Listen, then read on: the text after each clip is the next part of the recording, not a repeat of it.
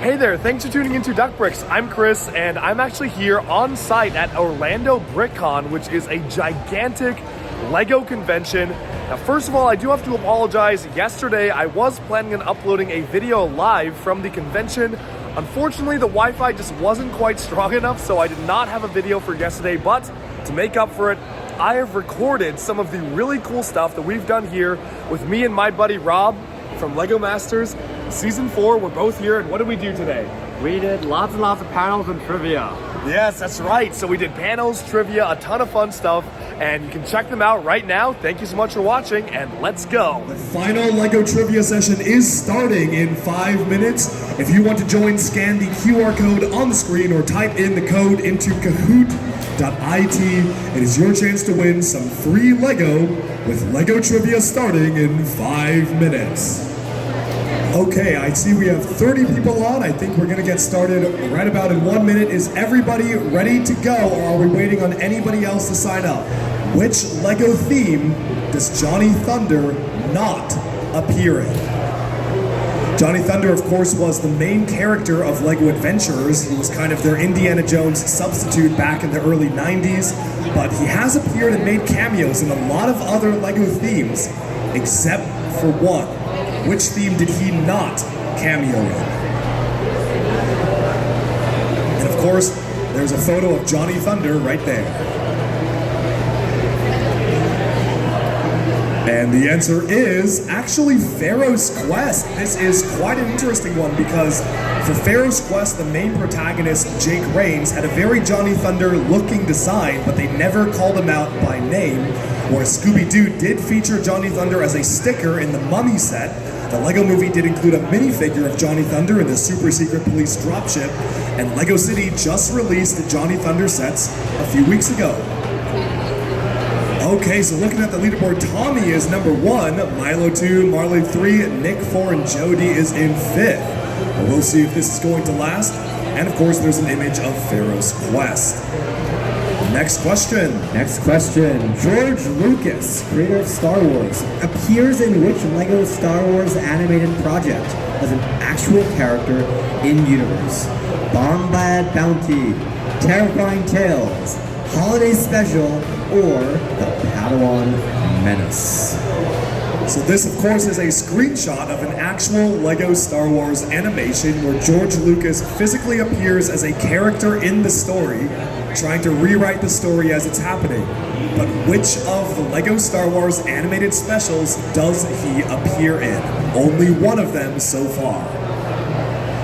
And the answer is the Padawan Menace. You would have thought it would be the holiday special, but no. He only does appear in the Padawan Menace, and he also did appear in a Lego Indiana Jones shirt. Let's see who's on the top. Marley, number 1, is that you? All right, congratulations. We'll see if you can hold it. Milo 2, Jody 3, Mel in 4, and Atlas in 5th. And there's another image that we have from the Indiana Jones special of George Lucas in minifigure form. Okay, for the next question here, we are blasting back to vintage Lego Castle. Which classic castle faction was involved in multiple crossovers with Lego Space via TV commercials, comics, and magazine advertisements? Which classic Lego Castle faction was involved in multiple crossovers with Lego Space? Was it the Royal Knights, the Fright Knights, the Dragon Masters, or the Black Falcons? These are all vintage Lego Castle factions, but which one crossed over with Lego Space? And the answer is only 2 people got this correct. Which 2 got it right? Raise your hands.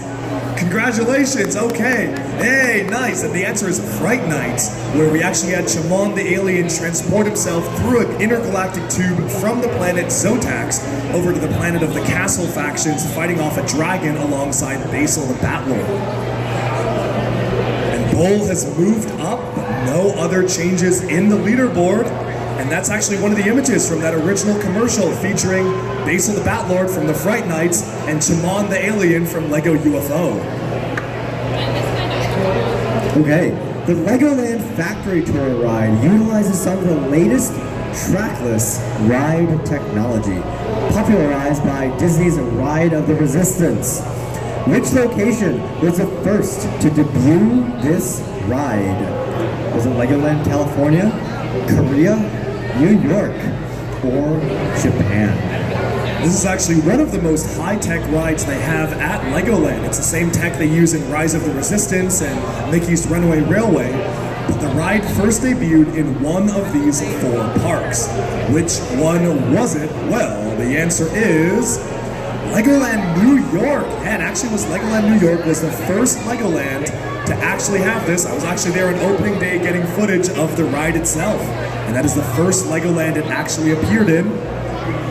Oh man, Jody is at the top of the leaderboard, then Marley, Milo, Chris, and Michael Yip in 5th. And we'll see who is going to maintain their top spot. Of course, it is a photo of Legoland New York. Okay, going on to another Lego Star Wars question. Which Star Wars character have we never gotten in minifigure form? So if you're a fan of Lego Star Wars, which character have we never gotten in minifigure form? Was it Nadar Veb, Dryden Voss, Anaconda Far, or Thielen? Which Star Wars character have we never gotten in minifigure form?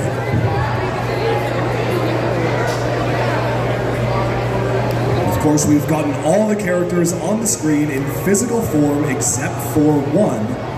Which one is it? And the answer is Dryden Voss, the main villain of Solo. This is actually because they reshot most of Solo, changed who the main villain was last minute, and all the other characters we have gotten. We got a Thielen dancer in the Book of Boba Fett, we got Anaconda Far, the senator from Rhodia in the Clone Wars sets, and Nadar Veb was the Mon Calamari Jedi who we got in General Grievous' Starfighter for the Clone Wars.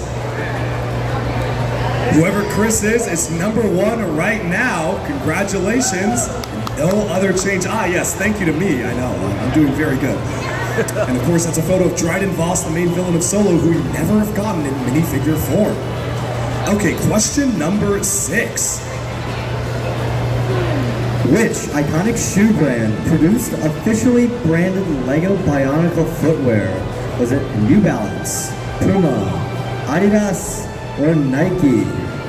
Of course, we did get official Lego Bionicle shoes back in 2003, but which company produced these shoes?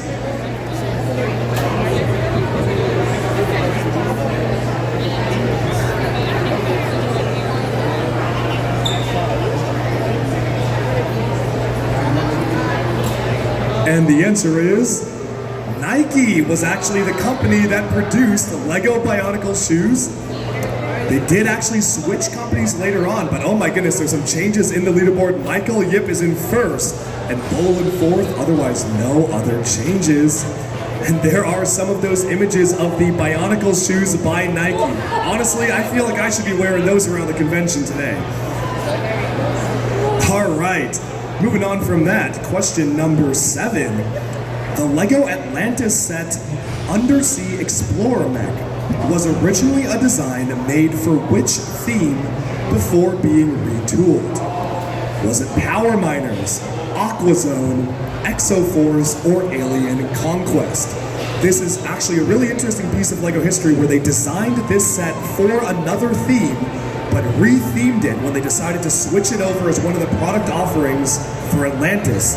And the question is, which theme was this set originally supposed to appear in? And the answer is Power Miners. Only 6 people got this one right. This information comes from a Brick Journal magazine publication in 2011 where we actually learned of this. Let's see that leaderboard. Jody in 1st, Atlas 5th, no other changes. And that is actually an image of the prototype Power Miner set that eventually became the Undersea Explorer. Okay, moving onwards to question number 8. This is a fun one. What was the working title for Lego Exo-Force? Was it Battle Peak, Sentai Defenders, Gate Guardians, or Mecha Force? So Lego Exo-Force originally had a different name when it was being conceptualized. There's actually quite a lot of concept art out there about this original name. The question is, what was the original name for Lego Exo-Force?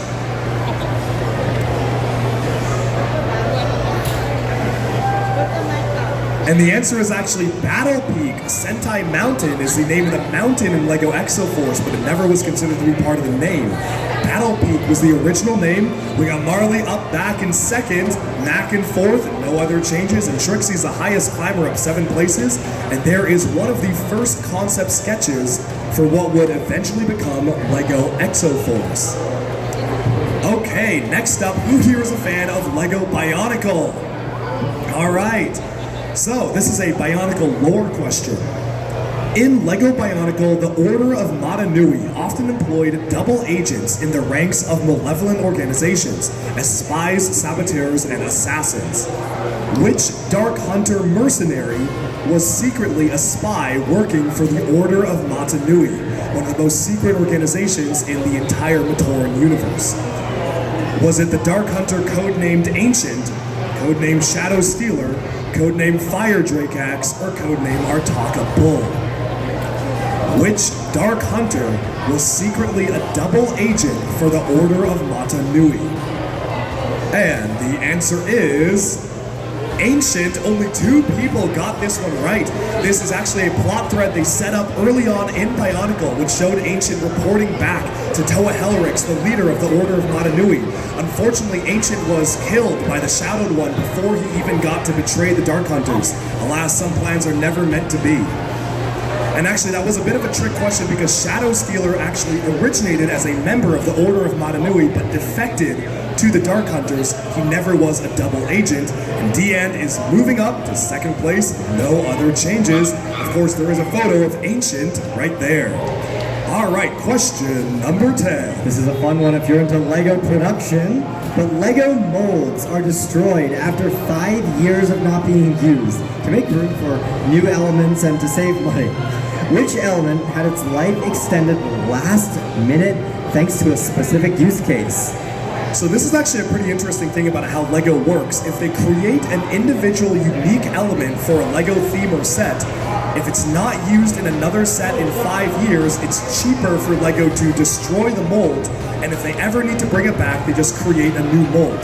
However, sometimes, just as molds are about to be destroyed, there's always a review process, and designers can choose to resurrect or keep elements, and the answer is the train cowcatcher. Now, this is actually a pretty interesting one because all of the elements here were discontinued at one point, or almost discontinued and brought back, but the Woody Longlegs came out in 2011, or 2009 to 2011. They were discontinued, and they actually had to remake the mold when they brought them back for Lego Avatar and for Lego Sonic. The Bionicle staff also had its mold destroyed before they brought it back for Bionicle G2, and the GOAT is one of the most infamous examples of a destroyed mold that they had to recreate the mold when they introduced it just earlier this year for the Lego Castle Medieval Village and the minifigure series. But the train cowcatcher, no changes to the leaderboard by the way, was actually resurrected because a particularly clever Lego designer used it as the armor pieces on the samurai mech, thus allowing the piece to be saved from cancellation. Okay, question number 11. This is another Lego Star Wars question. Lego Star Wars designers have a bank of fully designed characters ready to go in case there's a reason to include them in a set. Which of the following characters do we know for certain is on that list? And I will let Robert read out loud the choices. Senator Lockdog of the Trade Federation, or Mama the Hutt, Hondo Onaka, or Zam Wezel. Which character do we know is on the list of minifigures that is ready to go if Lego decides to include them in a set? Only one change here, but actually it's thanks to this image we know it is ready to go because you can see a Zam Wessel minifigure in this development image, so we know that they have it ready to go if they decide to produce it. But next up we have a Lego Friends question. Who here likes Lego Friends? Okay, so Lego Friends was rebooted in 2023, featuring the original cast grown up into adults. Which member of the original friend group became both an astronaut and a pop star and now resides in a massive modern mansion with her K-pop husband? Was it Mia, Emma, Olivia, or Andrea? So which member of the original cast of Lego Friends became both an astronaut and a pop star and now lives in a gigantic modern mansion?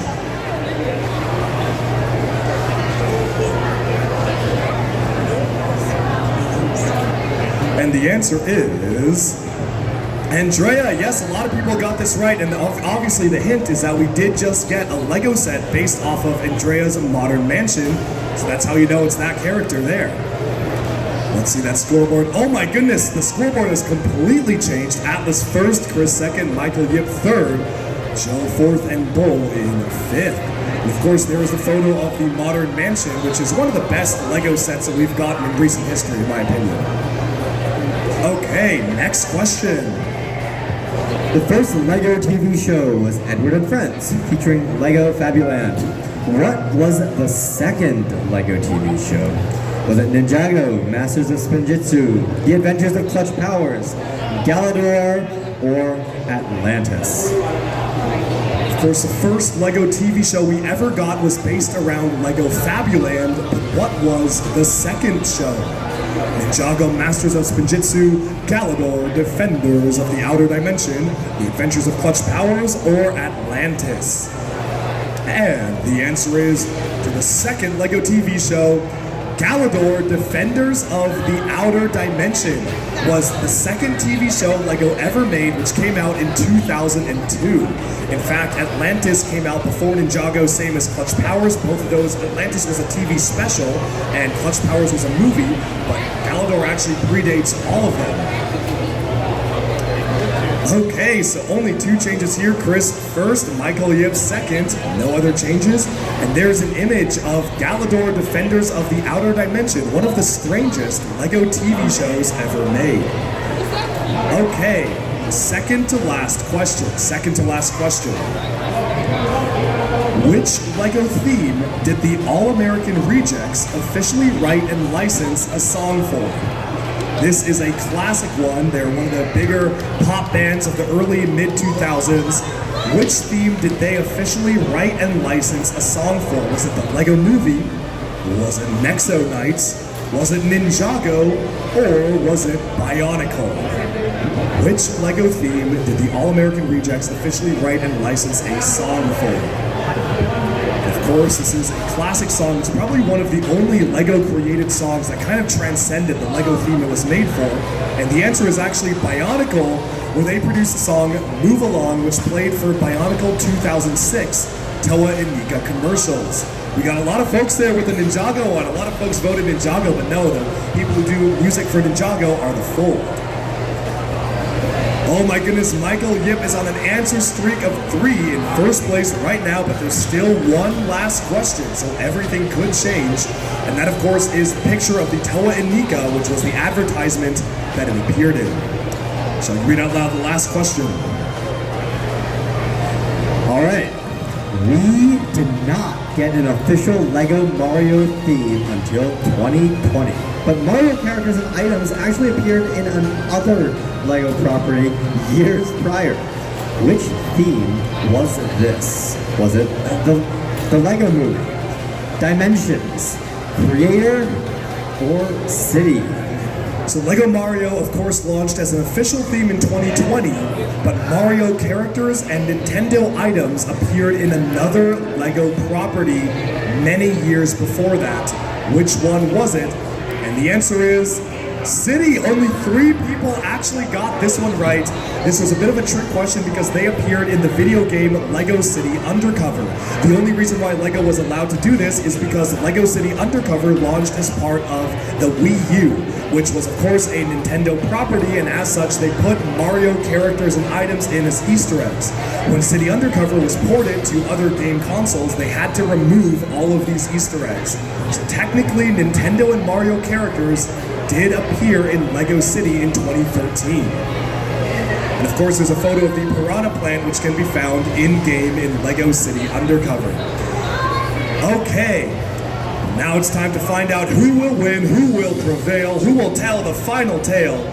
With the leaderboard announcements coming up, let's see who won. In third place, we have Joe D. Congratulations. In second place, we have Chris.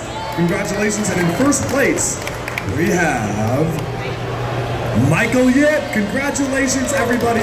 Thank you for being here. Michael Yip, why don't you come on up? Actually, everybody you won in top 3, come on up and pick your prizes.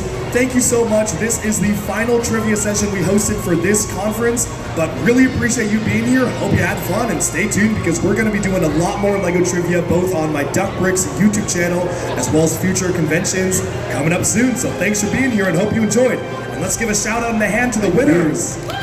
Woo! Up here, top 3. I was like, this one? Yep. Good job, Chris. Here, wait. Hands you're with I'll choose this one. Nice. You got a good one. Thanks for playing. All right, Chris. Who's Chris? Yes, congratulations. Thank you. You get to, what does he get to pick? Two? Two You get to as pick 2. Well, yep. That's right. There you go. And Joe, you got one last one. Congratulations. Thanks for being here.